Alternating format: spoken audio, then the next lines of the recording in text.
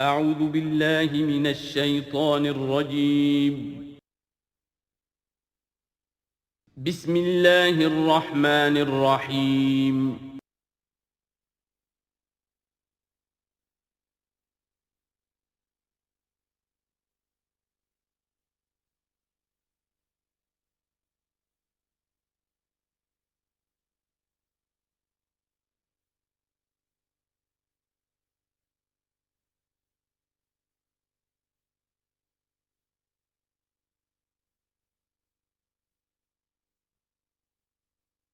اعوذ باللہ من الشیطان الرجیم بسم اللہ الرحمن الرحیم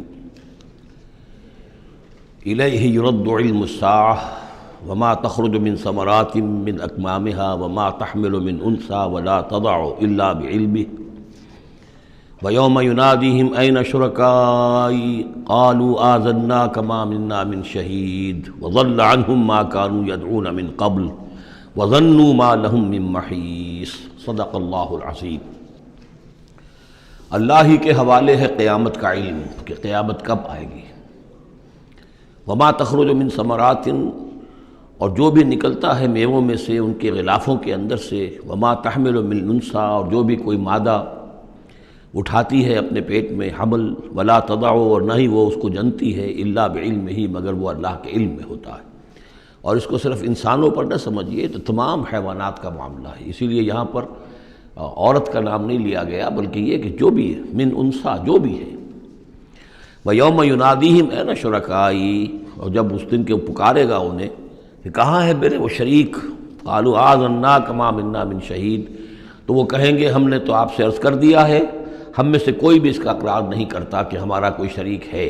یعنی یہ کہ اس وقت وہ بالکل ایسے بے بس ہو جائیں گے کہ وہ نہیں کہہ سکیں گے کہ ہم نے واقعتاً کسی کو سمجھا تھا کہ وہ ہمارا سہارا ہوگا۔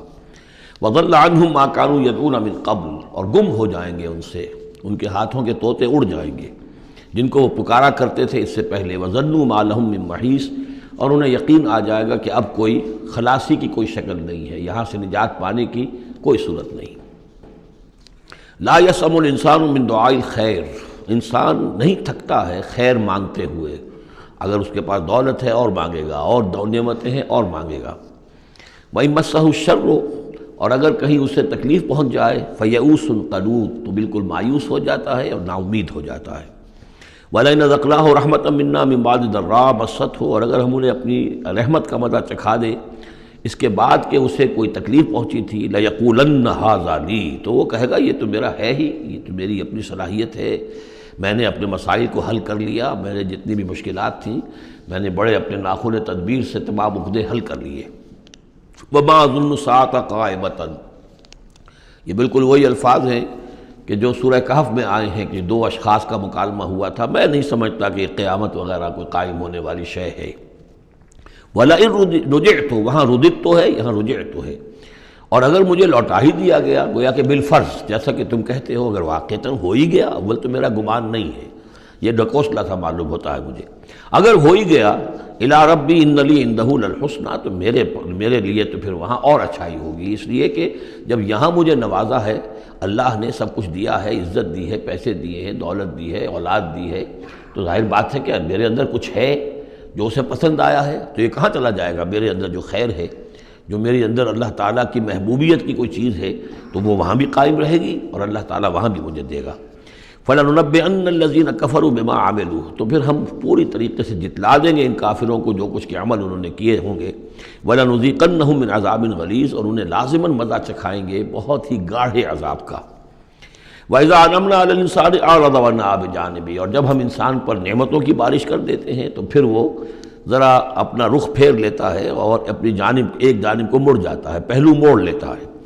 وَإِذَا مَسَّهُ الشَّرُّ فَذُو دُعَاءٍ عَرِيضٍ، اور جب کوئی تکلیف اسے پہنچتی ہے تو بڑی لمبی چوڑی دعائیں کرنے لگتا ہے۔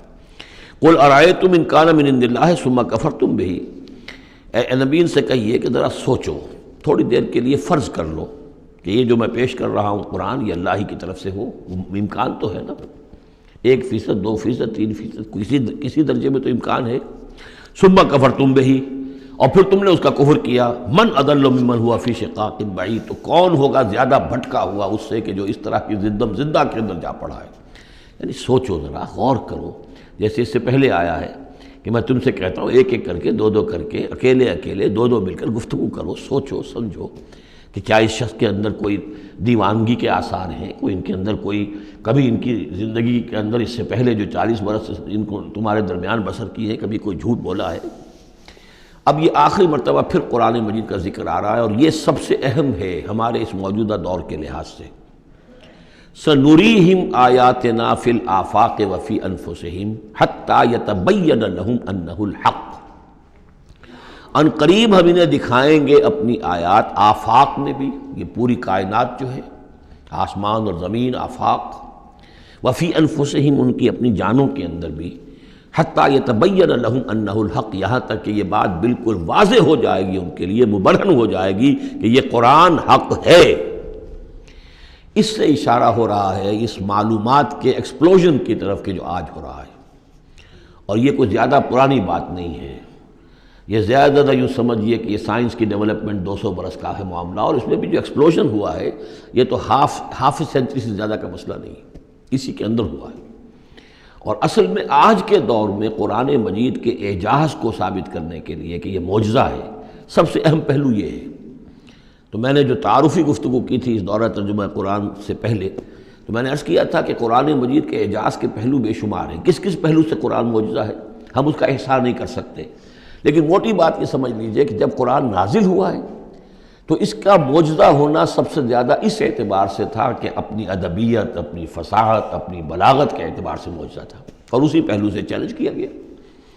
تمہارے ہاں شعراء ہیں، تمہارے ہاں خطباء ہیں، تمہارے ہاں ادب کا بڑا ذوق ہے، کوئی اس جیسی ایک صورت بنا کر لے آؤ۔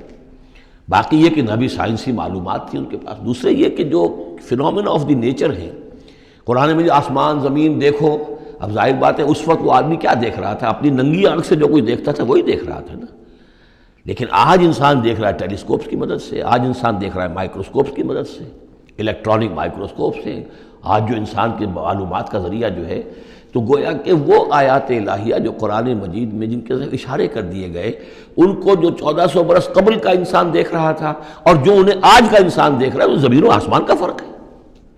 اور ہوتے ہوتے یہ ثابت ہوتا چلا جا رہا ہے کہ جو کچھ قرآن مجید نے کہا تھا وہی حق ہے۔ اس میں اگرچہ ابھی کچھ حصے رہ گئے ہیں، لیکن بہت سے پہلو ہیں جو واضح ہو رہے ہیں، اور روزانہ کوئی شکل ایسی آتی ہے کہ جس سے کہ ان سائنسی حقائق سے قرآن مجید کا حق ہونا ثابت ہوتا ہے۔ لہذا آج کے دور میں اس کام کو بہت اہمیت حاصل ہے کہ اس کے لیے محنت کی جائے، کوشش کی جائے۔ اب اتفاق کی بات ہے کہ یہ کام کیا بھی ہمارے ہاں، تو بہرحال جو سب سے بڑی نمایاں کتاب ہے وہ ایک فرینچ سرجن نے کیا، وہ ایمان لے آئے، مورس بکائی، لیکن یہ کہ کسی مسلمان کو یہ توفیق نہیں ہوئی کہ وہ مطالعہ کرتا ان سائنسز کا، اور ان کے حوالے سے پھر وہ کمپیریٹو اسٹڈی کرتا بائبل اور قرآن کے مابین، اور پھر کہتا اور دعوے کے ساتھ کہہ سکتا کہ سائنسی جو بھی انکشافات آج تک ہوئے ہیں، قرآن کا ایک حرف بھی غلط ثابت نہیں ہوا۔ ہاں، قرآن مجید کے ان الفاظ سے جو معنی پہلے سمجھے گئے تھے جبکہ معلومات کا دائرہ محدود تھا، وہ غلط ہو سکتے ہیں، لیکن قرآن کا لفظ غلط ثابت نہیں ہوا۔ آج قرآن کا وہ لفظ زیادہ اجاگر ہو کر، روشن ہو کر، جیسا کہ میں نے آپ سے عرض کیا علقہ، اب علقہ کہاں سے لے آئے؟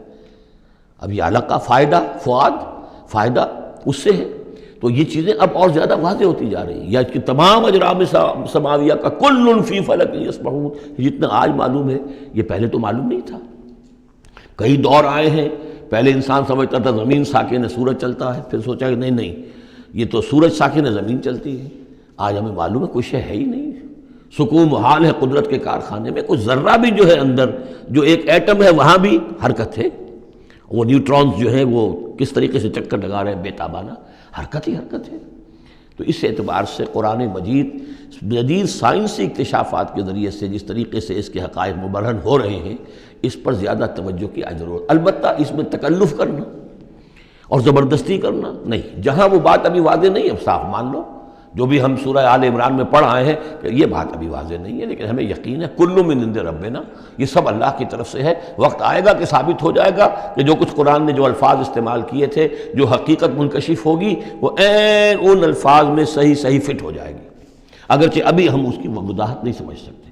تو جہاں تکلف نہ کیا جائے، تصنع نہ کیا جائے، کھینچتان نہ کی جائے، یہ نہ کیا جائے، یہ بعض لوگوں نے یہ کیا ہے، لیکن یہ کہ جہاں تک کہ وہ حقائق ثابت ہو چکے ہوں، تو ان کو بہرحال استعمال میں لایا جانا چاہیے کہ قرآن مجید کی حقانیت کو اس کے ذریعے سے مبرہن کیا جائے۔ اب دیکھیے یہ لفظ جو آیا ہے سنوریہم، اب سین جب آتا ہے فعل مضارع پر تو وہ مستقبل کی بات بن جاتا ہے، مستقبل میں ہم دکھائیں گے انہیں اپنی نشانیاں۔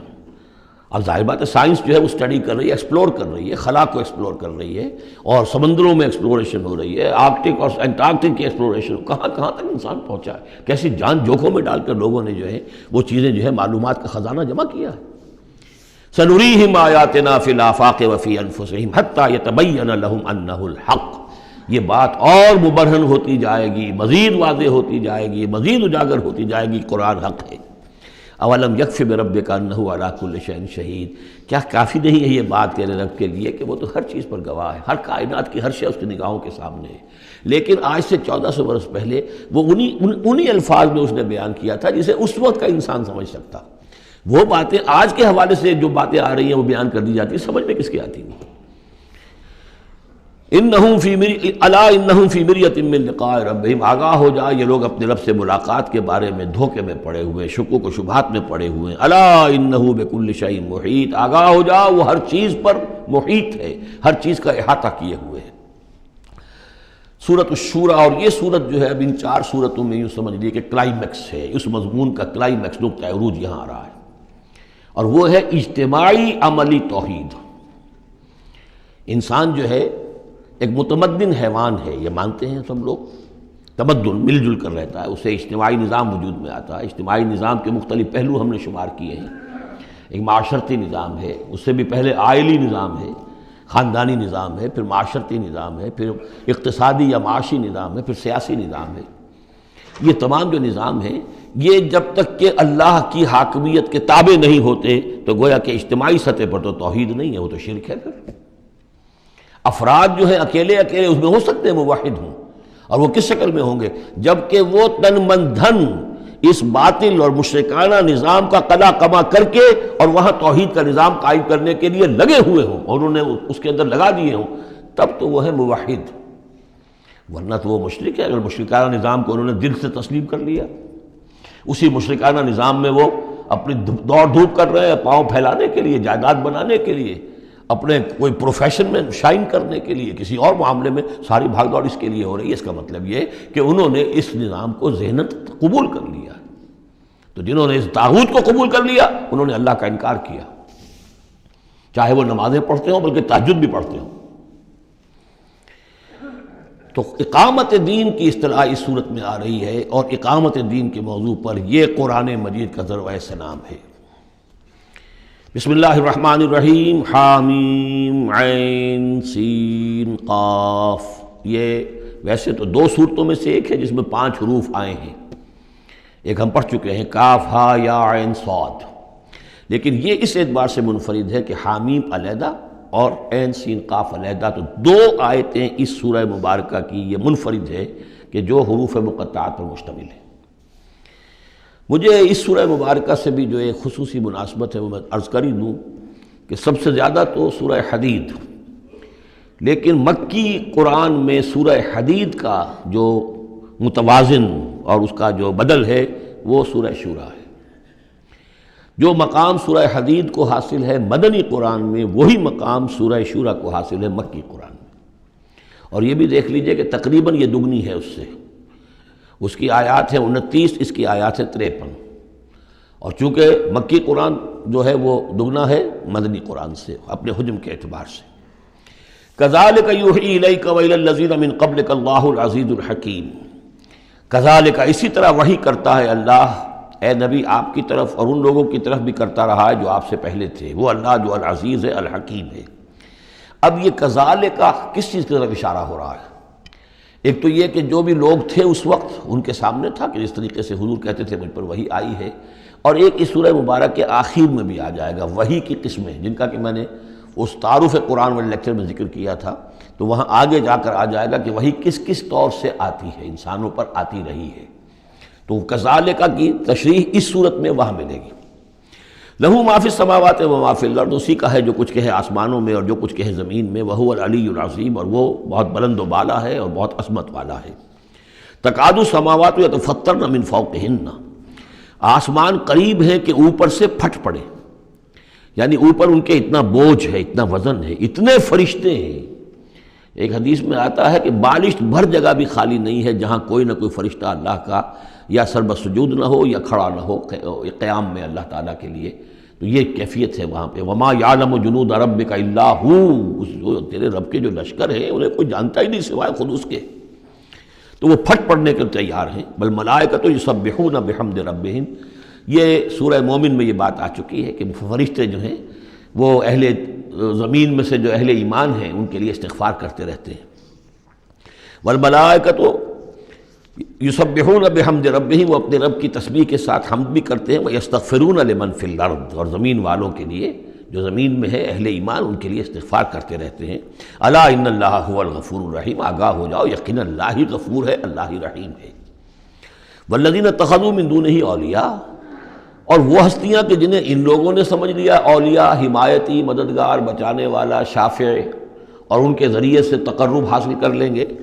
اللہ حفیظ علیہم، اللہ تعالیٰ خود ان کا بھی نگران اللہ ہے۔ وما انت علیہم بوکیل، اور اے نبی آپ کو ان کے ذمہ دار نہیں ہیں۔ وکذالک اوحینا الیک، کذالک پھر آ گیا، جیسے کذالک پہلی آیت میں تھا اور یہ 7ویں آیت میں بھی ہے، اس کذالک کا مفہوم آگے جا کے واضح ہوگا۔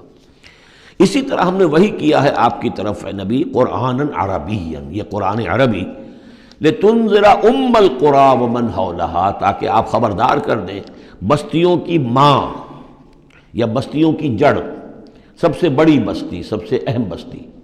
یہ ہم پڑھ چکے ہیں سورہ قصص کی آیت نمبر 59 میں آیا تھا، حتیٰ نبعث فی امہا رسولا، جو بھی علاقہ ہے اس کی جو مرکزی بستی ہے ہم عذاب نہیں بھیجتے رہے جب تک کہ اس کی مرکزی بستی کے اندر رسول نہ بھیج دیں۔ تو اب یہ ام القریٰ ہے، جو مکے جو عرب کے لیے ام القریٰ ہے، ویسے یہ پوری دنیا کا ام القریٰ ہے۔ لتنذر ام القریٰ، اگر حضرت آدم واقعتاً یہ بات صحیح ہے کہ بیت اللہ حضرت آدم کا بنایا ہوا ہے، تو معلوم ہوا کہ پوری دنیا کا جو ہے واقعتاً ام القریٰ پھر یہی ہے، بیت العتیق، بہت پرانا گھر، تاکہ آپ خبردار کریں ام القریٰ کے رہنے والوں کو، ومن حولہا، اور جو ان کے ارد گرد ہیں۔ یہ مفہوم پہلے بھی آ چکا ہے، میں نے عرض کیا ارد گرد جو ہے وہ تو دائرے کھینچتے جائیے تو پوری دنیا اس میں آ جائے گی۔ وتنذر یوم الجمع، اور خبردار کرنا ہے اس جمع ہونے والے دن، قیامت کا دن، لا ریب فیہ، جس میں کوئی شک نہیں ہے، فریق فی الجنت، ایک گروہ ہوگا جو جنت میں جائے گا، وہ فریق فی السعیر، اور ایک جماعت ہوگی کہ جو جہنم میں جائے گی۔ وَلَوْ شَاءَ اللَّهُ لَجَعَلَهُمْ أُمَّةً وَاحِدَةً، اگر اللہ چاہتا تو انہیں ایک ہی امت بنا دیتا، سبھی مومن ہوتے۔ وَلَٰكِن يُدْخِلُ مَن يَشَاءُ فِي رَحْمَتِهِ، لیکن نہیں، یہ تو اللہ تعالیٰ داخل کرتا ہے جو چاہتا ہے، جو خواہش مند ہوتا ہے، جو اس کی قیمت ادا کرنے کو تیار ہے، اس کو اپنی رحمت میں داخل کرتا ہے۔ یہ مفت میں وہ اللہ تعالیٰ اپنی یہ رحمت اور اپنی جنت جو ہے مفت میں دینے کو اس نے نہیں بنائی ہے، جو چاہتا ہے اس کا ارادہ کرے پھر اس کی قیمت ادا کرے۔ ان اللہ اشتری من المؤمنین انفسهم واموالهم بان لهم الجنہ والظالمون ما لهم من ولی ولا نصیر، اور جو ظالم ہوں گے، مشرک ہوں گے، کافر ہوں گے، ان کا پھر نہ کوئی ولی اور حمایتی ہے اور نہ کوئی مددگار ہے۔ ابھی اتخذوا من دونہ اولیاء، دوبارہ وہی بات آئی کہ انہوں نے اللہ کے سوا جو ہے کہ اپنے اور حمایتی اختیار کر لیے ہیں۔ فاللہ هو الولی، تو اے کم عقلو، اللہ ہی ہے ولی، ایک ہی ولی ہے، بس اس کو پکڑو، اسی کو اپنا ولی مانو۔ اللہ ولی الذین آمنوا یخرجہم من الظلمات الی النور وہو یحیی الموتیٰ، وہی ہے کہ جو زندہ کرے گا مردوں کو، وہو علی کل شیء قدیر، اور وہ ہر چیز پر قادر ہے۔ وَمَا اخْتَلَفْتُمْ فِيهِ مِنْ شَيْءٍ فَحُكْمُهُ إِلَى اللَّهِ، یہاں سے اب مضمون شروع ہو رہا، اس کی تمہید بن رہی ہے۔ تمہارے مابین جو بھی اختلاف ہو اس کے فیصلے کا حق اللہ کے پاس ہے، حاکم وہ ہے، اس کے لیے ہے حاکمیت، sovereignty belongs to him and him alone۔ سروری زیبا فقط اس ذات بے ہمتا کو ہے، حکمراں ہے ایک وہی، باقی بتانے آزری۔ اس کی حاکمیت کے تحت پورا نظام زندگی کا آ جائے گا تو اس کا نام ہے اللہ کا دین قائم ہو گیا۔ توحید بالفعل اس پورے نظام میں قائم ہو گئی، ایک اللہ کی حکومت، ایک اللہ کی مرضی، ایک اللہ کا قانون۔ ذالکم اللہ ربی علیہ توکل، تو وہ ہے اللہ میرا رب، اس پر میں نے توکل کیا ہے۔ وإلیہ انیب، اور اسی کی طرف میرا رجوع کرنا ہے۔ فاطر السماوات والارض، وہ آسمانوں اور زمین کا پیدا فرمانے والا ہے۔ جعل لکم من انفسکم ازواجا، اس نے تمہاری ہی نوع سے تمہارے لیے بیویاں بنا دی، جوڑے بنا دیے۔ وَمِنَ الْأَنْعَامِ أَزْوَاجًا، اسی طرح چوپایوں میں بھی ہر سپیشیز کے اندر نر بھی ہے مادہ بھی ہے۔ يَذْرَؤُكُمْ فِيهِ، اسی سے وہ تمہاری افزائش کرتا ہے، افزائش نسل، اسی سے تمہیں پھیلاتا ہے۔ لَيْسَ كَمِثْلِهِ شَيْءٌ، اس کی یونیک ہستی، اس کے مثال کی سی بھی کوئی شے نہیں۔ اب کیا کریں؟ ایک چیز ایبسلیوٹ نیگیشن کے لیے ہماری زبان میں کوئی اسلوب ہے ہی نہیں، اس جیسی کوئی شے نہیں، اس کی سی کوئی شے نہیں، اس کی مثال کی سی بھی کوئی شے نہیں۔ اب یہ اس سے زیادہ یہ اور اس کے اندر ایمفیسس کا ایبسلیوٹلی یونیک، لا مثل لہ ولا مثال لہ ولا نضد لہ ولا ند لہ، وہ جو بھی آپ الفاظ جتنے بھی جمع کرتے جائیں گے۔ وَهُوَ السَّمِيعُ الْبَصِيرُ، اور وہی ہے سب کچھ سننے والا اور سب کچھ دیکھنے والا۔ لَهُ مَقَالِيدُ السَّمَاوَاتِ وَالْأَرْضِ، اسی کے لیے ہیں آسمانوں اور زمین کی تمام کنجیاں۔ يَبْسُطُ الرِّزْقَ لِمَن يَشَاءُ، وہ بچھا دیتا ہے اور کھول دیتا ہے، بسط وسیع کر دیتا ہے، کشادہ کر دیتا ہے رزق کو جس کے لیے چاہتا ہے، وَيَقْدِرُ، اور جس کے لیے چاہتا ہے ماپ تول کر راشننگ کر کے دینا شروع کر دیتا ہے۔ انہ بکل شیء علیم، اور یہ بھی اس کے علم پر ہے کہ کس کے لیے یہ بہتر ہے، کس کے لیے وہ بہتر ہے، وہ ہر چیز کا جاننے والا ہے۔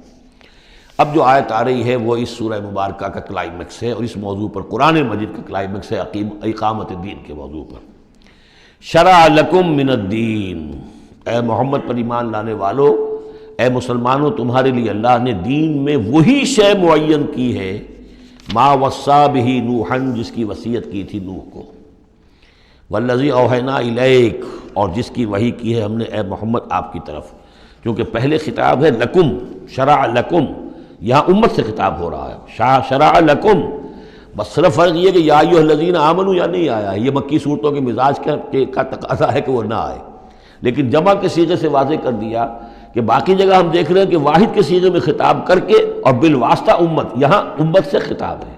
شرع لکم من الدین، تمہارے لیے دین میں وہی شے مقرر کی ہے، ما وصی بہ نوحا، جس کی وصیت کی تھی اس نے نوح کو، والذی اوحینا الیک، اور جس کو کی وحی کی ہم نے محمد آپ کی جانب صلی اللہ علیہ وسلم، وما وصینا بہ ابراہیم و موسیٰ و عیسیٰ، اور جس کی وصیت ہم نے کی ابراہیم کو اور موسیٰ کو اور عیسیٰ کو، ان اقیموا الدین، کہ دین کو قائم کرو۔ دین ایک تو معلوم ہوا اس آیت سے کہ دین سب کا ایک ہے، دین نوح کا اور حضور کا اور ابراہیم کا اور موسیٰ کا، عیسیٰ کا علیہم الصلاۃ والسلام ایک ہی ہے، دین تو ایک ہی ہے۔ ان ھذہ امتکم امۃ واحدۃ وانا ربکم فاعبدون، دین تو ایک ہی ہے، شریعتیں مختلف ہیں لیکن دین کو قائم کرو۔ موسیٰ کے دور میں ان پر یہ فرض تھا کہ دین کو قائم کرو، اس کے لیے لڑو، جاؤ، جنگ کرو اور اس خطہ زمین کو حاصل کرو جس پر اللہ کا دین قائم کر سکو۔ تو صحیح سب کی یہی تھی، جد و جہد یہی تھی، توحید کا وہ تقاضا تھا کہ صرف انفرادی طور پر، اول تو یہ کہ صرف عقیدے میں نہیں، اپنے بھی عمل میں توحید جو ہے قبول کرو اور اختیار کرو، اور عمل میں بھی صرف انفرادی نہیں، اجتماعی توحید کو برپا کرنے کے لیے، قائم کرنے کی جد و جہد کرو۔ ان اقیموا الدین ولا تتفرقوا فیہ، دین میں تفرقے میں مبتلا نہ ہو جاؤ۔ الذین فرقوا دینہم، یہ ہم پڑھ چکے ہیں، دین کو پھاڑ دینا، کہ زندگی کے ایک حصے میں اللہ کا حکم مانا جا رہا ہے، دوسرے حصے میں کسی اور کا مانا جا رہا ہے، یہ تفرقہ۔ یا دوسرا تفرقہ کہ آپ اختلاف کر سکتے ہیں کہ رفع یدین زیادہ ثابت ہے، میں کرتا ہوں، کسی کی رائے ہے کہ نہیں امام ابو حنیفہ کا موقف جو ہے وہ زیادہ صحیح ہے، وہ نہیں کرتا، کوئی حرج نہیں۔ لیکن دین میں، دین ایک ہے، دلیل ہوگی اللہ اور اس کے رسول کی، دین میں فرق نہیں ہے۔ وہ تو چاہے حنفی ہیں، مالکی ہیں، شافعی ہیں، حنبلی ہیں، سلفی ہیں، دین تو سب کا ایک ہے، اسلام۔ اسی طرح شریعت موسوی اور بھی کسی اور کی ہوگی، شریعت محمدی، دین سب کا ایک، اس میں تفرقہ نہیں ہونا چاہیے۔ دین کو قائم کرنے کی جد و جہد کرو، ولا تتفرقوا فیہ، دین میں تفرقہ نہ ہو۔ یہ ہے وہ اقامت دین کی فرضیت۔ اس میں چونکہ عام طور پر ترجمہ جو ہے شاید آپ کے پاس بھی ہو تو قائم رکھو دین کو کر دیا گیا ہے، وہ بھی صحیح ہے۔ دو ہی سچویشن ممکن ہے، یا تو دین قائم ہے تو اسے قائم رکھو، صحیح ہے۔ خیمہ اگر کھڑا ہے تو کھڑا رکھا جائے گا کہ آندھی آ رہی ہے تو آپ اس کی رسیوں کو پکڑ رہے ہیں، اس کے بانسوں کو پکڑ کر کھڑے ہو رہے ہیں تاکہ خیمہ گر نہ جائے، اس کو قائم رکھو۔ اور خیمہ گر گیا تو کھڑا کرو، اب اثر نو سے آپ ریکٹ کریں گے۔ تو یہ دونوں ترجمے بالکل صحیح ہیں، قائم کرو قائم رکھو، قائم ہے تو قائم کرو، قائم نہیں ہے تو رکھو، اور قائم نہیں ہے تو قائم کرو۔ ان اقیموا الدین ولا تتفرقوا فیہ کبر علی المشرکین ما تدعوہم الیہ، بہت بھاری ہے یہ مشرکین پر بات جس کی طرف اے نبی آپ ان کو بلا رہے ہیں۔ انہوں نے تو زندگی تقسیم کی ہوئی ہے، جو خدا کا ہے وہ خدا کو دو، اور جو قیصر کا ہے وہ قیصر کو دو، حکومت کا ہے وہ حکومت کو دو، اور جو مولوی کا حق ہے وہ مولوی کو دو۔ اب یہ تقسیم ہے جس پر دنیا چل رہی ہے، اور اس پر اگر فرض کیجئے علماء بھی راضی ہو گئے، ٹھیک ہے ہمیں تو جو کچھ ہے وہ مل ہی رہا ہے نا، تو وہ تو پھر گویا کہ اس دین کی تلفی ہو گئی۔ جس نے اس تقسیم کے اوپر اپنے دل کو مطمئن کر لیا، جس نے ریکنسائل کر لیا ذہناً اپنے آپ کو اس تقسیم کے ساتھ، اس کا پھر اللہ سے کوئی تعلق نہیں۔ کبر علی المشرکین ما تدعوہم، اسی وجہ سے آتا ہے نا دو جگہ، اور ایک دفعہ تو ہم پڑھ چکے ہیں سورہ توبہ کے اندر، هو الذی ارسل رسولہ بالہدی ودین الحق لیظہرہ علی الدین کلہ ولو کرہ المشرکون، چاہے یہ مشرکوں کو کتنا ہی ناگوار ہو، لیکن اللہ نے محمد کو بھیجا ہی اس لیے ہے تاکہ وہ دین کو پورے کے پورے نظام زندگی پر غالب کرے، چاہے مشرکوں کو کتنا ناگوار ہو، مشرک تو پسند نہیں کرے گا اس کو۔ اللہ یجتبی الیہ من یشاء، اللہ جس کو چاہتا ہے اپنی طرف کھینچ لیتا ہے، وَيَهْدِي إِلَيْهِ مَن يُنِيبُ، اور جو خود رجوع کرتا ہے اس سے وعدہ ہے اس کا کہ ہدایت دے گا۔ یہ اللہ کی شان ہے، اللہ کسی کو راہ چلتے کو بلا لیتا ہے۔ اس کو صوفیہ کہتے ہیں سالک مجذوب اور مجذوب سالک۔ کچھ لوگ ایسے ہوتے ہیں کہ جو بڑی محنت کرتے ہیں، مشقت کرتے ہیں، سلوک طے کر رہے ہیں، روحانی منزلیں طے کر رہے ہیں، پھر کہیں جا کر وہ ایسی جگہ پر پہنچے کہ وہ کہہ سکتے ہیں کہ ہاں آپ کسی مقام پر آ گئے ہیں، اللہ کا کوئی قرب حاصل ہو گیا۔ ایک وہ ہوتے ہیں جنہیں اللہ پہلے کھینچ کے اپنے قریب کر لیتا ہے پہلے، اور پھر وہ سلوک طے کرتے ہیں، تو کچھ لوگ اس قسم کے ہوتے ہیں۔ صدیقین جو ہیں وہ سالک مجذوب ہیں، شہداء جو ہیں وہ مجذوب سالک ہیں، کھینچ لیا حضرت عمر کو اللہ تعالیٰ نے۔ ان کے اپنے مزاج کی وہ کیفیت تھی نہیں، ان کو تو بالکل مزاج ہی اور تھا، ان کی دلچسپی ہی اور تھی، وہ تو کھینچ لیا۔ وَمَا تَفَرَّقُوا إِلَّا مِن بَعْدِ مَا جَاءَهُمُ الْعِلْمُ بَغْيًا بَيْنَهُمْ، اور انہوں نے تفرقہ نہیں کیا اور یہ نہیں تقسیم ہوئے مگر اس کے بعد کہ ان کے پاس علم آ چکا تھا۔ اب یہ جو اقامت دین کا دعوت لے کر حضور کھڑے ہوئے، تو ایک تو ان کے مخاطبین مشرک تھے، فرمایا کہ اے مشرک، اے نبی صلی اللہ علیہ وسلم، یہ مشرکین کے لیے تو ہے ہی بہت مشکل بات کہ آپ کی بات کو قبول کر سکے، کبر علی المشرکین ما تدعوہم الیہ، تو بہت بعید ہے اس سے۔ البتہ آپ کو اگر یہ خیال ہو کہ یہ اہل کتاب جو ہیں یہ تو واقف ہیں اللہ سے، کتاب سے، تورات سے، انجیل سے، اور یہ تو قیامت کو بھی مانتے ہیں، فرشتوں کو مانتے ہیں، سب کچھ مانتے ہیں، یہ تو آسانی سے مان لیں گے، یہ بھی امید نہ رکھیے آپ۔ یہاں حضور کو بتایا جا رہا ہے کہ آپ ایسی توقعات نہ رکھیں، اس لیے کہ ان لوگوں نے تفرقہ ڈالا ہے جبکہ ان کے پاس حق آ چکا تھا۔ کس لیے؟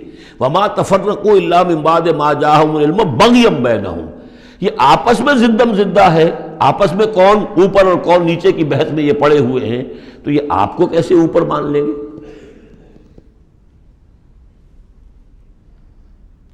آپ کا قبلہ کیسے مان لیں گے؟ یہ ایک دوسرے کا قبلہ نہیں مانتے، یروشلم دونوں کا قبلہ ہے لیکن ایک نے شرقی کر لیا، ایک نے غربی کر لیا۔ جب اہل کتاب جو ہے آپس میں جھگڑ رہے ہیں، لڑ رہے ہیں، وَهُمْ يَتْلُونَ الْكِتَابَ، اور جبکہ وہ پڑھ رہے ہیں ایک ہی کتاب۔ قالت اليهود ليست النصارى على شيء وقالت النصارى ليست اليهود على شيء وهم يتلون الكتاب۔ تو اے نبی آپ کو کیسے مان لیں گے؟ توقع نہ رکھیے۔ توقع اگر ہوتی ہے انسان کو تو پھر مایوسی ہوتی ہے۔ Be prepared for the worst, پھر جو اللہ کی طرف سے آ گیا اس کے اوپر شکر ادا کیجیے، امید نہ رکھیے۔ امید زیادہ رکھیں گے تو جلدی مایوس ہو جائیں گے، تھک جائیں گے۔ کبر علی المشرکین، اب یہ دیکھیے اقامت دین کی جد و جہد اتنی مشکل شے ہے کہ حضور سے کہا جا رہا ہے کہ آپ جلدی کامیابی کی توقع نہ رکھیں۔ مشرکین کے لیے تو خیر یہ بہت بھاری ہے ہی، ان اہل کتاب سے بھی کوئی توقع نہ رکھیے۔ وما تفرقوا الا من بعد ما جاءهم العلم بغيا بينهم ولولا كلمة سبقت من ربك الى اجل مسمى، اور اگر وہ بات پہلے ہی سے تیرے رب کی جانب سے طے نہ ہو چکی ہوتی کہ ان کے لیے ایک اجل مسمى، ایک معین وقت ہے، لقضي بينهم، ان کے جو اختلافات ہیں ان کے فیصلے ابھی چکا دیے جاتے۔ وَإِنَّ الَّذِينَ أُورِثُوا الْكِتَابَ مِن بَعْدِهِمْ، اور جو لوگ کتاب کے وارث ہوئے ہیں ان کے بعد، لَفِي شَكٍّ مِّنْهُ مُرِيبٍ، وہ دھوکے میں پڑے ہوئے ہیں، شکوک و شبہات میں مبتلا ہو گئے۔ جب اللہ تعالیٰ کسی امت کو کتاب دیتا ہے اور اس امت کے اندر جو ہے پھر وہاں کے نوجوان فرض کیجئے تیسری چوتھی پانچویں نسل میں آ کر دیکھتے ہیں کہ جو اس کتاب کے عالم ہیں، پڑھنے پڑھانے والے ہیں، آپس میں دست و گریبان ہیں، لڑ رہے ہیں، ان کی زندگیوں کو بھی ہم دیکھتے ہیں تو وہ بھی اسی طرح کے دنیا دار ہیں جیسے ہم ہیں، تو ان کا اعتماد کتاب پر سے اٹھ جاتا ہے کہ ہم نے تو یہ کتاب پڑھی نہیں، انہوں نے تو پڑھی ہوئی ہے، یہ تو اس کتاب کو پیے ہوئے ہیں، اور پھر ان کا کردار یہ ہے۔ تو کیا ہے اس کتاب میں پھر؟ ذرا نوٹ کیجئے اس کو، وَإِنَّ الَّذِينَ أُورِثُوا الْكِتَابَ مِن بَعْدِهِمْ لَفِي شَكٍّ مِّنْهُ مُرِيبٍ، ان کے اندر شکوک و شبہات، ریب پیدا ہو جاتے ہیں۔ فَلِذَلِكَ فَادْعُ، فَلِذَلِكَ فَادْعُ، تو اے نبی آپ اسی کی دعوت دیتے رہیے، دیتے رہیے۔ ذالکہ کا اشارہ کدھر ہوگا؟ ان اقیم الدین، اقامت دین کی دعوت دیتے رہیے، دیتے رہیے۔ وَاسْتَقِمْ كَمَا أُمِرْتَ، آپ کو اقامت دین کا حکم دیا گیا ہے، دین کو غالب کرنے کی جد و جہد کے لیے آپ کو بھیجا گیا ہے، آپ اسی پر جمے رہیے۔ Never settle for anything less, یہ تو چاہیں گے کمپرومائز کرنا، وَدُّوا لَوْ تُدْهِنُوا فَيُدْهِنُونَ، یہ کافر تو چاہیں گے کہ آپ ذرا نرم پڑے تو وہ بھی نرم پڑ جائیں، لیکن آپ نہیں، آپ کھڑے رہے۔ الحق من ربکم، سورہ کہف میں ہم پڑھ چکے ہیں، الحق من ربکم فمن شاء فلیؤمن ومن شاء فلیکفر، یہ حق ہے تمہارے رب کی طرف سے، جو چاہے پورے پر ایمان لائے، جو چاہے چھوڑ دے، دفع ہو جائے۔ اللہ کو تمہاری ضرورت نہیں ہے، تمہیں اللہ کی ضرورت ہے۔ فَلِذَلِكَ فَادْعُ وَاسْتَقِمْ كَمَا أُمِرْتَ وَلَا تَتَّبِعْ أَهْوَاءَهُمْ، ان کی خواہشات کی پیروی نہ کیجیے۔ یہی بات تو ہے جو پھر آگے سورہ بقرہ میں آئی، آگے اس لیے کہہ رہا ہوں کہ نازل تو بعد میں ہوگی نا، ابھی 5-6 سال کے بعد نازل ہوگی سورہ بقرہ۔ لن ترضى عنك اليهود ولا النصارى حتى تتبع ملتهم، اے نبی یہ یہودی اور نصرانی آپ سے راضی نہیں ہوں گے جب تک کہ آپ ان کی پیروی نہ کریں۔ وہ تو کہیں گے ہمارے پیچھے چلو، ہماری گدیاں ہیں، ہماری خانقاہیں چلی آ رہی ہیں، ہمارے مدرسے ہیں، ہمارے یہاں پہ یہ جو ہے مسندیں ہیں ہمارے پیچھے چلو، ہم تمہارے پیچھے کیوں چلیں؟ بڑی اہم ہے یہ 3 آیتیں، بڑی اہم ہے، بڑی اہم ہے۔ شرع لکم من الدین سے شروع ہو کر اور یہ 15ویں آیت، فَلِذَلِكَ فَادْعُ وَاسْتَقِمْ كَمَا أُمِرْتَ وَلَا تَتَّبِعْ أَهْوَاءَهُمْ وَقُلْ آمَنْتُ بِمَا أَنزَلَ اللَّهُ مِنْ كِتَابٍ، اور کہہ دیجئے کہ میرا ایمان تو ہے اس کتاب پر جو اللہ نے نازل کی ہے۔ یہ گویا کہ خلاصہ آ گیا یہ سورہ حامیم سجدہ کا، وہ کتاب 6 دفعہ جو کتاب کا ذکر اس میں آیا ہے۔ اس کی دعوت ہے تو اس کتاب کے ذریعے سے، استقامت ہے تو اس کتاب کو پڑھنے سے استقامت ہوگی۔ اتل ما اوحی الیک من کتاب ربک واقم الصلاۃ ان الصلاۃ تنہی عن الفحشاء والمنکر وامرت لأعدل بینکم، اور کہہ دیجئے مجھے حکم ہوا ہے تمہارے مابین عدل قائم کروں۔ تم مجھے کوئی واعظ نہ سمجھو، واعظ گو، واعظ قصہ گو، واعظ کہنے کے لیے آئے، اچھی باتیں کہیں، لوگ بھی گردن جھکا کے سن لیتے ہیں، یہ بھی واعظ کہہ کے چلے جائیں گے، کچھ خدمت کر دیں گے ان کی، اللہ خیر صلی اللہ، ایک محفل ہم نے منعقد کر لی، ثواب ہو گیا۔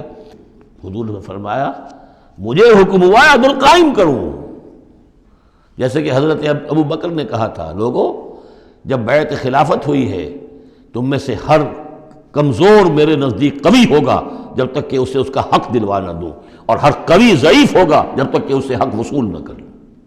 عدل کو قائم کرنے کے لیے مجھے بھیجا ہے۔ وَأُمِرْتُ لِأَعْدِلَ بَيْنَكُمْ اللَّهُ رَبُّنَا وَرَبُّكُمْ، ویسے اللہ ہمارا بھی رب ہے، تمہارا بھی رب ہے، لَنَا أَعْمَالُنَا وَلَكُمْ أَعْمَالُكُمْ، ہمارے لیے ہمارے اعمال ہے، تمہارے لیے تمہارے اعمال ہے، لَا حُجَّةَ بَيْنَنَا، آپس میں حجت بازی کرنے کا کوئی فائدہ نہیں۔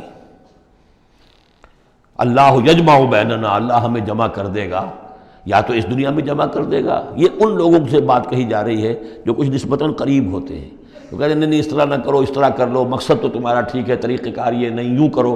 کہیے بھائی دیکھیے ہمارے سامنے جو طریقہ کار ہے ہم اس پر کام کر رہے ہیں، ہمیں وہی صحیح معلوم ہو رہا ہے، آپ کو کوئی اور اچھا لگتا ہے آپ اس پر کام کیجیے، اس میں حجت بازی کیا ضرورت ہے؟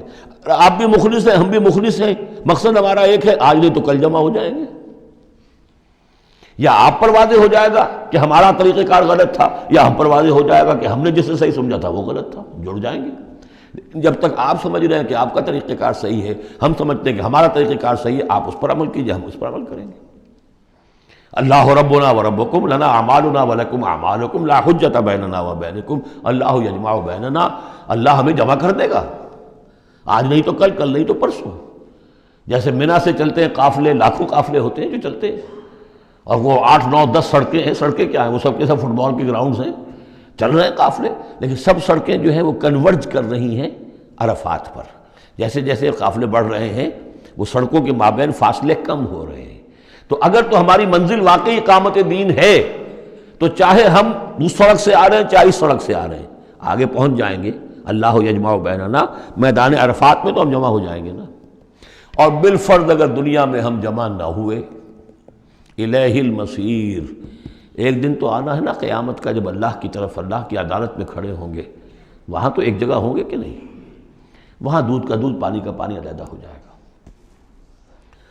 والذین یحاجون فی اللہ من بعد ما استجیب لہ حجتہم داحضۃ عند ربہم، اور وہ لوگ جو اللہ کے بارے میں حجت بازی ہی میں لگے رہے اس کے بعد بھی کہ بہت سے لوگوں نے اس کی دعوت پر لبیک کہہ دی ہے. یعنی السابقون الاولون میدان میں آ گئے ہیں، اور اب تو انتظار ہے کہ والذین تبعوہم بإحسان، اب لوگ آئیں، جوق در جوق آئیں، فوج در فوج آئیں. لیکن جو لوگ اب بھی کھڑے ہوئے حجت بازی کر رہے ہیں، حجتہم داحضۃ عند ربہم، ان کی حجت بازی ان کے رب کے نزدیک بالکل پسپا ہے، پادر ہوا ہے، اس کی کوئی حیثیت ہی نہیں. وعلیہم غضب، اور ان پر اللہ کا غضب ہے. ولہم عذاب شدید، اور ان کے لیے سخت عذاب ہے. اللہ الذی انزل الکتاب بالحق والمیزان، یہ کتاب اور میزان ایک آیت میں جمع یا یہاں ہے یا سورہ حدید میں ہے. سورہ حدید کی آیت نمبر 25، لقد ارسلنا رسلنا بالبینات وانزلنا معهم الکتاب والمیزان لیقوم الناس بالقسط. یا یہاں ہے اللہ ہی ہے جس نے اتاری ہے کتاب بھی حق کے ساتھ اور میزان. میزان وہ نظام ہے دین حق کا. کتاب نے حق مقرر کر دیا ہے، میزان تول کر دیتی ہے. پھر اللہ نے دین کو مقرر کر دیا، لیکن دین کا نظام جب تک نہیں ہوگا تو دین کے مطابق فیصلے کیسے ہوں گے؟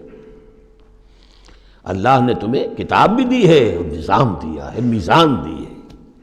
وما یدریک لعل الساعۃ قریب، کیا پتا کہ قیامت قریب آئی کھڑی ہو. اور الساعۃ سے مراد میری قیامت تو میری موت ہے. تم اگر اس میزان کو نصب کرنے کے لیے تن من دھن نہیں لگا رہے ہو تو کیا پتا مہلت عمل کل ختم ہو جائے. کیا پتا ہم میں سے کسی کو کل صبح کا سورج دیکھنا نصیب نہ ہو، کیا پتا. تاخیر و تعویق میں وقت ضائع کرنا سب سے بڑی حماقت ہے. یستعجل بها الذین لا یؤمنون بها، اس قیامت کے لیے جلدی مچا رہے ہیں وہ لوگ کہ جو اس پر ایمان نہیں رکھتے. والذین آمنوا مشفقون منها، جو ایمان رکھتے ہیں وہ تو اس سے ڈرتے ہیں، لرزاں و ترساں رہتے ہیں. جو سورہ نور میں ہم نے پڑھا، یخافون یوما تتقلب فیہ القلوب والابصار، وہ لوگ تو اس مقام میں بلند پر پہنچنے کے باوجود لرزاں و ترساں رہتے ہیں اس دن کے خیال سے جس دن اپنے پروردگار کے حضور کھڑے ہونا ہوگا. والذین آمنوا مشفقون منها ویعلمون ان الحق، وہ جانتے ہیں کہ وہ حق ہے، آ کر رہے گی. الا ان الذین یمارون فی الساعۃ لفی ضلال بعید، آگاہ ہو جاؤ جو لوگ قیامت کے بارے میں جھگڑتے ہیں اور اس میں شک و شبہ کرتے ہیں وہ بڑی دور کی گمراہی میں پڑ چکے ہیں. اللہ لطیف بعبادہ یرزق من یشاء، اللہ بہت باریک بین ہے اپنے بندوں کے لیے اور وہ رزق دیتا ہے جس کو چاہتا ہے. یعنی اقامت دین کی جد و جہد میں یہ فکر نہ تمہیں ہو کہ کیا کھائیں گے کیا پئیں گے. میں آپ کو حضرت مسیح کا وہ قول بھی سنا چکا ہوں جو متی کی انجیل میں ہے. کیوں فکر کرتے ہو کیا کھاؤ گے اور پیو گے؟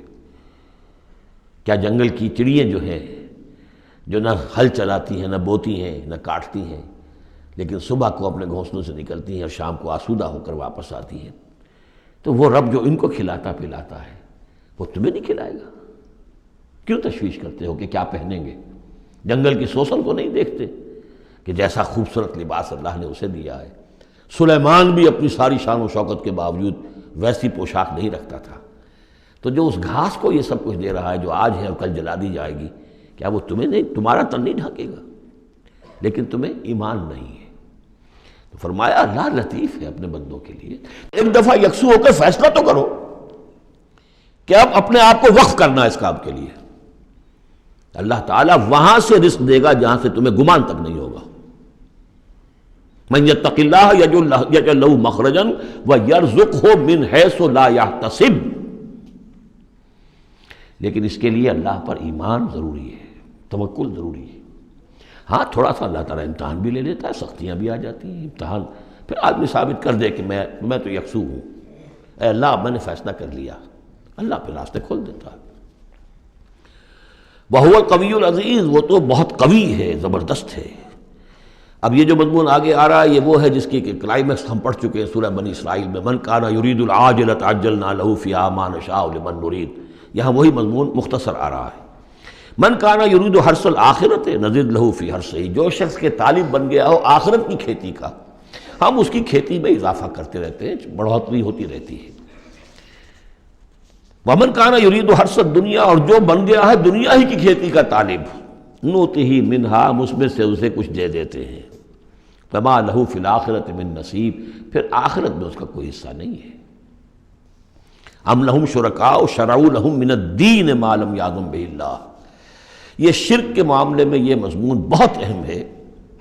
ایک تو بار بار آیا ہے کہ نہ اللہ نے کوئی سند اتاری، نہ سلطان اتاری، نہ کسی کتاب میں اس کے لیے کوئی دلیل اتاری، کہیں کچھ ہے ہی نہیں۔ لیکن یہ بات جو ہے یہ منفرد ہے یہ سورہ مبارکہ اس بات میں، کیا ان کے کوئی ایسے شرکاء بھی ہیں کہ جنہوں نے انہیں کوئی دین دیا ہو، کوئی قانون دیا ہو، کوئی نظام دیا ہو؟ لات عزا منات ہبل، کوئی انہوں نے تمہیں کتاب دی ہے، کوئی شریعت دی ہے، کوئی نظام دیا؟ ام لہم شرکاء شرعوا لہم من الدین ما لم یأذن بہ اللہ، جس کے کہ اللہ نے اذن نہ دیا ہو، حکم نہ دیا ہو۔ اگر تو واقعی کوئی الہ ہے، کوئی واقعی ہے، تو اسے دینا چاہیے۔ یہ نظام ہے تمہارے لیے، نظام کے بغیر کیسے الہ ہو گیا؟ ام لہم شرکاء، کیا ان کے کوئی ایسے شرکاء ہیں شرعوا لہم من الدین، کہ انہوں نے دین میں کوئی شے ان کے لیے ایسی طے کر دی ہو کہ ما لم یأذن بہ اللہ، جس کا لیے حکم نہیں دیا اللہ نے۔ ولولا کلمۃ الفصل لقضی بینہم، اور اگر ایک فیصلے کی بات جو ہے وہ پہلے سے طے نہ ہو چکی ہوتی، ان کے درمیان فیصلے کر دیے جاتے۔ وان الظالمین لہم عذاب علیم، اور ان ظالموں کے لیے تو بہت دردناک عذاب ہے۔ تری الظالمین مشفقین مما کسبوا، اب قیامت کا نقشہ کھینچا جا رہا ہے۔ تم دیکھو گے ان ظالموں کو، مشرکوں کو، کافروں کو کہ ڈر رہے ہوں گے، کانپ رہے ہوں گے اپنے کرتوتوں کے تصور سے۔ مما کسبوا، اب اس سے تو پتہ ہوگا، بل الانسان علی نفسہ بصیرہ، انسان کو تو معلوم ہے، اپنی کیفیت تو معلوم ہے اسے، تو لرزاں و ترساں ہوں گے۔ وَهُوَ وَاقِعٌ بِهِمْ، اور وہ ان کے اوپر پڑنے والا ہوگا۔ اب جو بھی انہوں نے کمایا ہے وہ گویا کہ اب ان کے سروں پر گرنے والا ہوگا۔ والذین آمنوا وعملوا الصالحات، اور اس کے برعکس وہ لوگ جو ایمان لائے تھے، جنہوں نے ایمان کے تقاضے پورے کیے، عمل صالح کا حق ادا کیا، فی روضات الجنات، وہ جنتوں کے باغات میں ہوں گے۔ لہم ما یشاءون عند ربہم، ان کے لیے وہ سب کچھ ہوگا ان کے رب کے پاس جو کچھ وہ چاہیں گے۔ ذالک هو الفضل الکبیر، یقیناً یہ بہت بڑی فضیلت ہے جو انہیں حاصل ہو جائے گی۔ ذالک الذی یبشر اللہ عبادہ الذین آمنوا، یہ ہے وہ انجام نیک جس کی بشارت دے رہا ہے اللہ اپنے ان بندوں کو، الذین آمنوا وعملوا الصالحات، جو ایمان لائیں اور نیک عمل کریں۔ قل لا اسألکم علیہ من اجرا قل لا اسألکم علیہ اجرا الا المودۃ فی القربى، کہہ دیجئے کہ میں تم سے کوئی اجرت نہیں مانگتا، کوئی اجر نہیں مانگتا، کوئی مزدوری نہیں مانگتا، کوئی انعام میں نے کبھی نہیں مانگا، الا المودۃ فی القربى، سوائے قرابت داری کے لحاظ کے۔ ومن یقترف حسنۃ نزد لہ فیہا حسنا، اور جو کوئی بھی کوئی بھلائی کمائے گا تو ہم اس کے لیے اس میں اور بھلائی میں اضافہ کرتے رہیں گے۔ ان اللہ غفور شکور، یقیناً اللہ تعالیٰ غفور ہے اور شکور ہے۔ ام یقولون افترى علی اللہ کذبا، کیا ان کا یہ خیال ہے کہ یہ قرآن محمد نے خود گھڑ کر صلی اللہ علیہ وسلم اللہ تعالیٰ کی طرف منسوب کر دیا ہے؟ فإن یشاء اللہ یختم علی قلبک، اب یہاں پہ خطاب حضور سے کرتے ہوئے اللہ تعالیٰ فرما رہے ہیں کہ اے محمد اگر ہم چاہیں، اگر اللہ چاہے تو آپ کے قلب کے اوپر مہر کر دے، یعنی پھر یہ کہ یہ جو آپ کے پاس وحی آ رہی ہے وہ وحی نہیں آ سکے گی، یعنی وحی کا آنا جو ہے اس میں آپ کے اختیار کو سرے سے یہ دخل بھی نہیں ہے۔ کجا یہ کہ آپ اس کو بنائیں، گھڑیں اور اس کو خود تصنیف کریں، یہ تو بالکل خالصتاً آپ کے لیے وہبی شے ہے۔ اگر ہم چاہیں، اللہ چاہے تو یہ کہ اسی طرح جیسے کہ سورہ بنی اسرائیل میں آ چکا ہے کہ ہم چاہیں تو لنذهبن بالذی اوحینا الیک، پھر ہم لے جائیں، سلب کر کے لے جائیں آپ سے اس وحی کو، اور قرآن مجید آپ کے سینے میں سے ہم سلب کر لیں، اختیار مطلق ہمارا ہے۔ ان کو بتایا جا رہا ہے کہ اس میں محمد الرسول اللہ صلی اللہ علیہ وسلم کا شخصی طور پر کوئی دخل نہیں۔ وَيَمْحُ اللَّهُ الْبَاطِلَ وَيُحِقُّ الْحَقَّ بِكَلِمَاتِهِ، اور اللہ تعالیٰ باطل کو تو محو کر دیتا ہے، مٹا دیتا ہے، اور حق کا حق ہونا اپنی باتوں سے اپنے کلمات سے ثابت فرما دیتا ہے. بس اس میں وقت لگتا ہے، لیکن یہ کہ بالآخر احقاق حق اور ابطال باطل یہ الفاظ آئے تھے سورہ انفال میں، اس لیے کہ اس کے بعد جو ہے غزوہ بدر میں وہ احقاق حق اور ابطال باطل کا جو ہے مرحلہ گویا کہ وہ مبرہن ہو گیا، واضح ہو گیا، اور الفرقان فرق کر دیا اس نے حق و باطل کے مابین. انہ علیم بذات الصدور، یقیناً وہ واقف ہے اس سے بھی کہ جو سینوں کے اندر پوشیدہ ہے. وَهُوَ الَّذِي يَقْبَلُ التَّوْبَةَ عَنْ عِبَادِهِ، اور وہی ہے کہ جو اپنے بندوں سے توبہ کو قبول فرماتا ہے. وَيَعْفُو عَنِ السَّيِّئَاتِ، اور ان کی بہت سی برائیوں سے عفو و درگزر سے بھی کام لیتا ہے بہت سی برائیوں کے بارے میں. وَيَعْلَمُ مَا تَفْعَلُونَ، اور جو کچھ تم کرتے ہو وہ اس کے علم میں ہے. وَيَسْتَجِيبُ الَّذِينَ آمَنُوا وَعَمِلُوا الصَّالِحَاتِ وَيَزِيدُهُم مِّن فَضْلِهِ، اور جو لوگ ایمان لائے ہوں اور ایمان ان کے ساتھ نیک عمل کر رہے ہوں ان کی وہ دعائیں سنتا ہے، قبول فرماتا ہے، اور انہیں اپنے فضل سے اور دیتا ہے، مزید ان کے اندر ان کے ایمان اور اعمال کے اندر ترقی فرماتا ہے. والکافرون لہم عذاب شدید، اور جہاں تک کافروں کا تعلق ہے ان کے لیے تو پھر بہت سخت سزا ہے.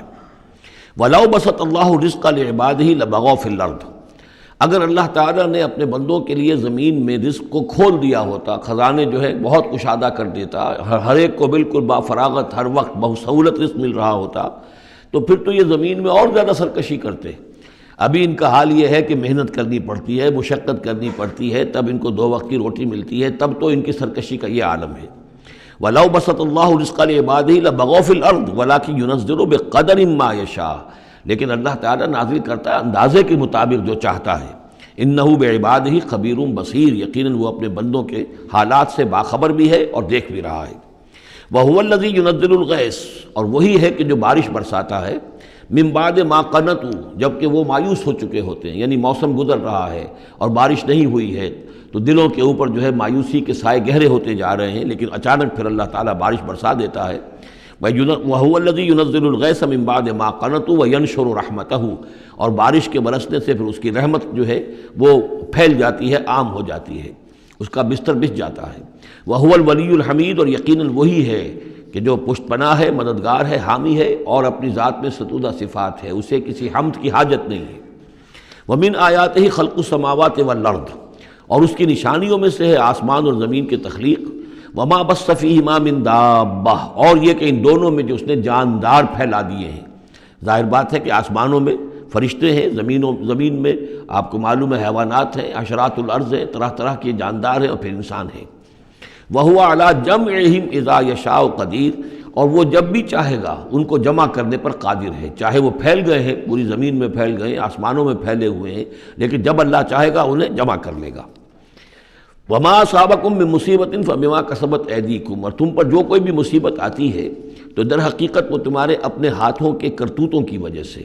وَيَعْفُو عَن كَثِيرٍ، اور بہت سے تمہاری جو خطائیں ہیں ان سے تو اللہ تعالیٰ عفو کرتا رہتا ہے، معاف کرتا رہتا ہے، تمام غلطیوں پر نہیں پکڑتا، البتہ کچھ غلطیوں کے اوپر اس کا خمیازہ کچھ تھوڑا بہت تمہیں اس دنیا میں بھی دکھا دیتا ہے. وَمَا أَنْتُم بِمُعْجِزِينَ فِي الْأَرْضِ، اور تم اللہ تعالیٰ کو نہ تو زمین کے اندر ہرا سکتے ہو، شکست دے سکتے ہو، اور گویا کہ یہاں پر مخفف معنی ہے وَلَا فِي السَّمَاءِ، جس طرح کہ اس سے پہلے آ بھی چکا ایک مقام پر، نہ آسمان میں.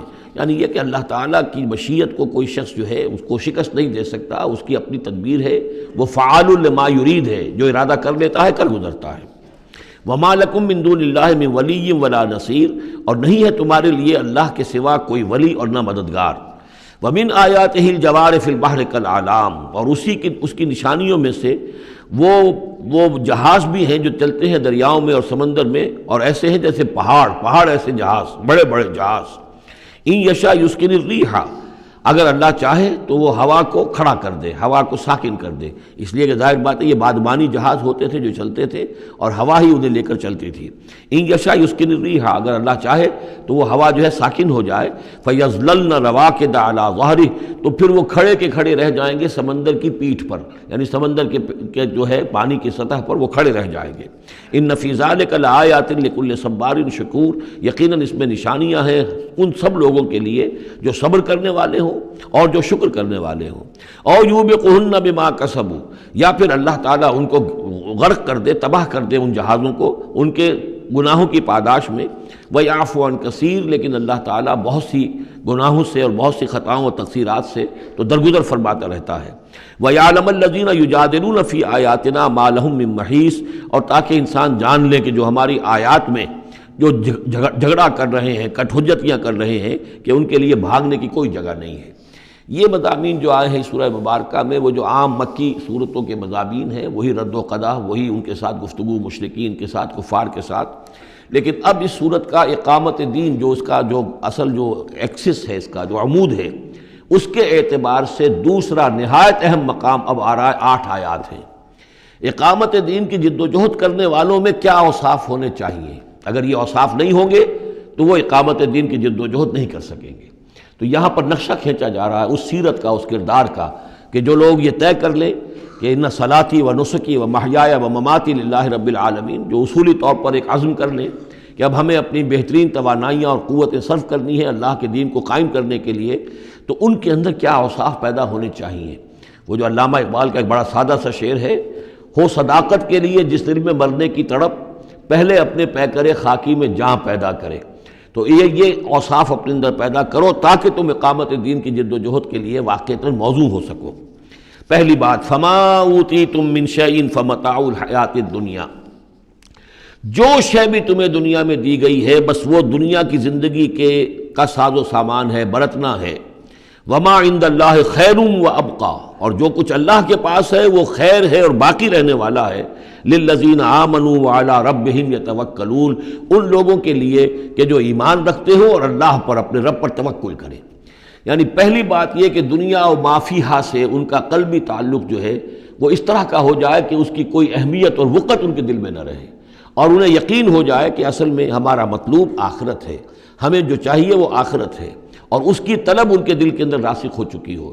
جب تک یہ بے رغبتی نہیں ہوگی دنیا سے، اگر کہیں بھی یہ دنیا کی محبت جو ہے کہیں وہ لگی ہوئی ہے، پھانس آپ کے دل میں چبھی ہوئی ہے، تو ہو سکتا ہے کہ وہ کہیں اڑنگا لگائے گی، اور آپ جو ہے اپنے خیال میں تو بڑی ترقی کر رہے ہیں اقامت دین کی جد و جہد میں، لیکن کہیں وہ ایسی اڑنگا لگائے گی کہ اوندھے منہ نیچے گریں گے۔ پہلا فیصلہ یہ ہے کہ آدمی طے کر لے کہ میں طالب آخرت ہوں یا طالب دنیا ہوں، اور نمبر 2 یہ کہ توکل اللہ پر۔ یہ ایک آیت کے اندر یہ 2 شرطیں آئیں۔ اب آگے چلیے، والذین یجتنبون کبائر الاسم والفواحش، اور وہ لوگ کہ جو اجتناب کرتے رہیں بڑے بڑے گناہوں سے اور بے حیائی کے کاموں سے۔ ظاہر بات ہے کہ اپنی سیرت کو ان چیزوں سے اگر پاک نہیں کریں گے تو اس قدم میں، اس میدان میں آگے نہیں بڑھ سکتے۔ لیکن یہاں دوبارہ نوٹ کر لیجئے کہ یہی مضمون سورہ نساء میں آ چکا ہے، ان تجتنبوا کبائر ما تنہون عنہ نکفر عنکم سیئاتکم وندخلکم مدخلا کریما۔ دوسری مرتبہ اب یہاں آ گیا ہے، یعنی یہ کہ اقامت دین کے جو جد و جہد کرنے والے ہوں انہیں کبائر کے بارے میں اصل میں زیادہ حساس ہونا چاہیے۔ صغائر کے معاملے میں جس قدر زیادہ حساس ہم ہو گئے ہیں وہ اصل میں ایک بالکل غلط رخ ہے۔ صغائر کے بارے میں کم اور کبائر کے بارے میں ہو اصل۔ صغائر تو از خود بھی ان الحسنات یذهبن السیئات، جو نیکیاں ہم کرتے ہیں اس سے خود بخود بھی وہ ایسے صغیرہ گناہ جو ہے معاف ہوتے چلے جاتے ہیں، لیکن ہو جاتا ہے الٹا برعکس ہو جاتا ہے معاملہ کہ ایک آدمی ان چیزوں میں تو بہت ہی جزرس ہو جائے اور بہت ہی باریک بین ہو جائے، لیکن جو حضرت مسیح کے الفاظ ہیں کہ مچھر تو چھانتے ہو اور سموچے اونٹ نکل جاتے ہو، یہ صورتحال جو ہے یہ بڑی ہی یوں سمجھیے کہ پیتھولوجیکل کنڈیشن ہے، یہ بیماری کی صورت ہے۔ یہ ہے کہ بڑے بڑے گناہوں سے اپنے آپ کو پاک کرو اور فواحش سے اور بے حیائی سے۔ وَإِذَا مَا غَضِبُوا هُمْ يَغْفِرُونَ، اور یہ کہ اگر کبھی کہیں غصہ آ جائے، جیسا کہ ہم پڑھ چکے ہیں سورہ حامیم سجدہ میں بھی کہ وَإِمَّا يَنزَغَنَّكَ مِنَ الشَّيْطَانِ نَزْغٌ، وہ اگر شیطان کی کوئی چھوٹ لگنے ہی لگے تو فوراً اللہ کی پناہ طلب کرو۔ وَإِذَا مَا غَضِبُوا هُمْ يَغْفِرُونَ، جب انہیں غصہ آتا ہے تو اس غصے کو ڈھانپ دیتے ہیں، غصے کو پی جاتے ہیں۔ غفر کے معنی ڈھانپ دینا ہے، ویسے اس کے جو عام ترجمہ ہے معاف کر دیتے ہیں، بجائے اس کے کہ غصے میں کسی پر حملہ کریں اور کسی سے انتقام لیں، بلکہ اس کے اندر عفو کی صورت ہو جب غصہ آئے۔ ایک ہے سوچ سمجھ کر کوئی اقدام کرنا ہے، کوئی آپ نے چیلنج کرنا ہے کسی باطل کو اور اس میں کوئی آگے بڑھ کر آپ کو اقدام کرنا ہے، وہ اور بات ہے۔ ایک ہے کہ غصے میں آ کر کوئی اقدام کیا جائے، وَإِذَا مَا غَضِبُوا هُمْ يَغْفِرُونَ، تو وہ معاف کر دیتے ہیں، یا یوں کہیے غصے کو پی جاتے ہیں، یعنی غصے کے اوپر وہ پردہ ڈال دیتے ہیں۔ غفر جو ہے مغفر کہلاتا ہے خود، کہ جو سر کو ڈھانپ لیتا ہے تاکہ تلوار کا وار اگر سر پر آئے تو سر بچ جائے اور خود اس کو روک لے، تو مغفر، غفر کے معنی ڈھانپ دینا، گناہ کو ڈھانپ لینے والی شے ہے اللہ کی مغفرت۔ اسی طریقے پر یہ کہ وہ غصے کو پی جانے والا، والکاظمین الغیظ، یہ ہم پڑھ چکے ہیں سورہ آل عمران میں۔ نمبر آگے چلیے، والذین استجابوا لربہم، اور وہ لوگ کہ جنہوں نے اپنے رب کی پکار پر لبیک کہا۔ وہ پکار کون سی ہے؟ اس سورہ مبارکہ میں اب تک صرف ایک فعل امر آیا ہے جمع کے صیغے میں، ان اقیموا الدین، اور ایک فعل نہیں آیا ہے جمع کے صیغے میں، ولا تتفرقوا فیہ۔ پوری صورت میں اب تک نوٹ کر لیجئے گا جا کر۔ تو یہ پکار اللہ کی کون سی ہے؟ اقیموا الدین ولا تتفرقوا فیہ۔ اسی کے لیے کہا تھا حضور سے فلذالک فدعوا، اسی کی دعوت دیتے رہیے۔ آپ کی دعوت اقامت دین کی دعوت ہو، یا آپ کی کسی جزوی شے کے اوپر آپ جو ہے وہ ہیمر نہ کر رہے ہو، کسی جزوی سی شے کو آپ نے ہدف نہ بنا لیا ہو، اصل ہدف اقامت دین۔ فلذالک فدعوا واستقم کما امرت ولا تتبع اہواءهم۔ اب یہاں فرمایا والذین استجابوا لربہم، جنہوں نے اپنے رب کی پکار پر لبیک کہا، واقاموا الصلاۃ، اور نماز قائم کی، اور وامرهم شوری بینہم، چونکہ اب اجتماعی زندگی ہے، جماعتی زندگی ہے، اس میں مشاورت کا نظام ہونا چاہیے کہ وہ جو فیصلے کریں، جو قدم اٹھائیں، وہ باہمی مشاورت سے ہوں۔ یہ بھی روح جب تک کہ اس اجتماعیت کے اندر نہیں ہوگی باہمی مشاورت کی، اور یہ کہ کوئی ایک شخص سمجھے کہ بس ہر معاملے کے اندر مجھے اپنی مرضی چلانی ہے، تو ظاہر بات ہے کہ پھر وہ کام آگے نہیں چلے گا۔ ہم پڑھ آئے ہیں کہ حضور سے یہاں تک کہا گیا ہے کہ یہ جن صحابہ سے خطا ہوئی ہے، غلطی ہو گئی ہے، ان کو بھی آپ وشاورہم فی الامر فاعف عنہم واستغفر لہم وشاورہم فی الامر، حالانکہ ان سے خطا ہوئی ہے، غلطی ہوئی ہے، لیکن پھر بھی آپ انہیں اپنے مشوروں میں شامل رکھیے، اس لیے کہ اس سے دلجوئی ہوتی ہے، ساتھیوں کے اندر میوچول کانسیپٹ ڈیولپ ہوتا ہے، ایک کانفیڈنس ڈیولپ ہوتا ہے، اور وہ سمجھتے ہیں کہ ہماری بھی بات سنی جاتی ہے۔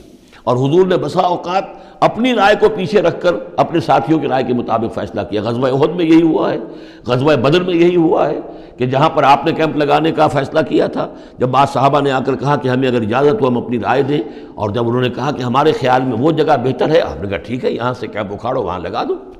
وَأَمْرُهُمْ شُورَى بَيْنَهُمْ وَمِمَّا رَزَقْنَاهُمْ يُنْفِقُونَ۔ ایک اور شے جو لازم ہے اقامت دین کی جد و جہد میں، جہاں وقت لگے گا، جہاں آپ کی توانائی صرف ہوگی، اس میں پیسہ بھی لازم درکار ہے۔ وہ دعوت دین کا کام ہو، اقامت دین کی جد و جہد ہو۔ وَمِمَّا رَزَقْنَاهُمْ يُنْفِقُونَ، یہ انفاق کا مضمون آ گیا، اور جو کچھ کہ ہم نے انہیں دیا ہے اس میں سے وہ انفاق کرتے ہیں۔ وَالَّذِينَ إِذَا أَصَابَهُمُ الْبَغْيُ هُمْ يَنْتَصِرُونَ، یہ وہ چیز ہے جس کے لیے میں نے نوٹ کرایا تھا کہ ایک ہے دعوت دین کا مرحلہ، اس دعوت کے مرحلے میں تو صورت وہ بتائی گئی کہ ادفع باللتی ہی احسن، اگر کوئی تمہیں گالی دے تم دعا دو، کوئی تمہیں پتھر مارے تم پھول پیش کرو۔ لیکن اقامت دین کی جد و جہد، اس کے اندر آگے چل کر معاملہ آتا ہے، جیسے قتال کا مرحلہ آ گیا تو وہاں تو فرمایا قاتلوا فی سبیل اللہ الذین یقاتلونکم اخرجوہم من حیث اخرجوکم، نکالو انہیں وہاں سے جہاں سے انہوں نے تمہیں نکالا ہے۔ یہاں آ کر معاملہ کیا ہے؟ والذین اذا اصابہم البغی ہم ینتصرون، اور وہ لوگ کہ جن پر اگر کوئی زیادتی کی جاتی ہے تو وہ بدلہ لیتے ہیں۔